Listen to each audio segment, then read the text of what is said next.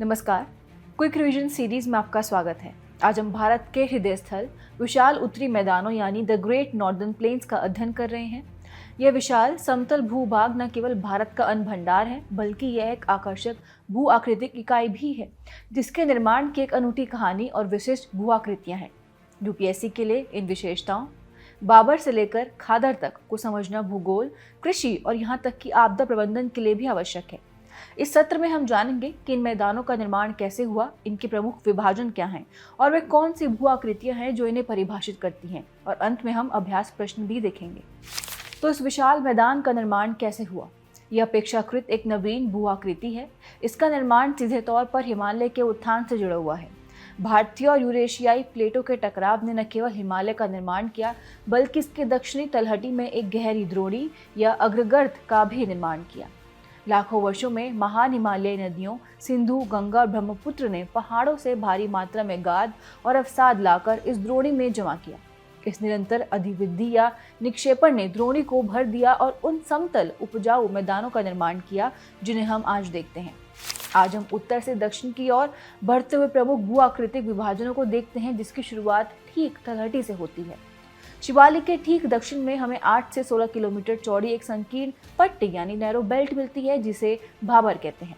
जब नदियां पहाड़ों से तेजी से नीचे आती हैं तो उनका वेग अचानक कम हो जाता है, जिससे वे अपना सबसे भारी भार बड़े गोलाश्म, कंकड़ और मोटी बजरी जमा करने के लिए मजबूर हो जाती हैं। ये क्षेत्र इतना पोरस होता है कि छोटी सरिताएं और नदियां अक्सर भूमिगत हो जाती हैं, जो इन कंकड़ों के नीचे बहती हैं। जैसा कि आप कल्पना कर सकते हैं, ये क्षेत्र खेती के लिए उपयुक्त नहीं है। बाबर के ठीक दक्षिण में वे सरिताएं जो गायब हो गई थी, अब फिर से सतह पर आ जाती हैं। ये एक दूसरी पट्टी का निर्माण करता है, जिसे तराई के नाम से भी जाना जाता है। चूंकि पानी का कोई स्पष्ट जल मार्ग नहीं होता है, यह क्षेत्र एक दलदला, अनूप और नम भूदृश्य है। ऐतिहासिक रूप से ये अपने घने जंगलों, उच्च जैव विविधता और मच्छर जनित बीमारियों के लिए जाना जाता है। हालांकि आज अधिकांश तराई क्षेत्र का भूमि सुधार कर इसे उपजाऊ कृषि भूमि में बदल दिया गया है, विशेष रूप से गन्ना, चावल और गेहूं जैसी फसलों के लिए। ये सबसे महत्वपूर्ण अंतर है। जैसे हम दक्षिण में मुख्य मैदान में आगे बढ़ते हैं, जलोढ़ मिट्टी 2 प्रकारों में विभाजित हो जाती है। पहला है भांगर, जो पुरानी जलोढ़ मिट्टी है। ये ऊंची वेदिकाओं का निर्माण करता है जो नदी से दूर और बाढ़ के स्तर से ऊपर स्थित होती है। ये मिट्टी कम उपजाऊ होती है और इसमें अक्सर कंकड़ नामक कैल्शियम युक्त पिंड पाए जाते हैं।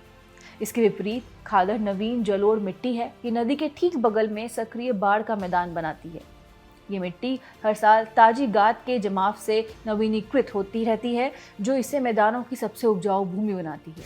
जहाँ उत्तर दक्षिण विभाजन महत्वपूर्ण है, वहीं मैदानों को पश्चिम से पूर्व की ओर क्षेत्रीय रूप से भी विभाजित किया गया है। पश्चिम में पंजाब के मैदान हैं, जो सिंधु और उसकी सहायक नदियों द्वारा निर्मित हैं और अपने दोआब, 2 नदियों के बीच की उपजाऊ भूमि के लिए प्रसिद्ध हैं। मध्य का सबसे बड़ा भाग गंगा का मैदान है और सुदूर पूर्व में हमारे पास ब्रह्मपुत्र का मैदान है, जो अपनी अत्यधिक वर्षा, बार बार आने वाली बाढ़ और नदी द्वीपों की उपस्थिति के लिए जाना जाता है, जिनमें सबसे प्रसिद्ध माजुली है, जो दुनिया के सबसे बड़े नदीय द्वीपों में से एक है। अब आइए कुछ क्विक प्रैक्टिस क्वेश्चन के साथ अपनी समझ की जांच कीजिए। साथ ही कमेंट करके बताइए कि आप और किन टॉपिक्स का क्विक रिवीजन करना चाहते हैं। तब तक के लिए देखते रहिए विजन IAS।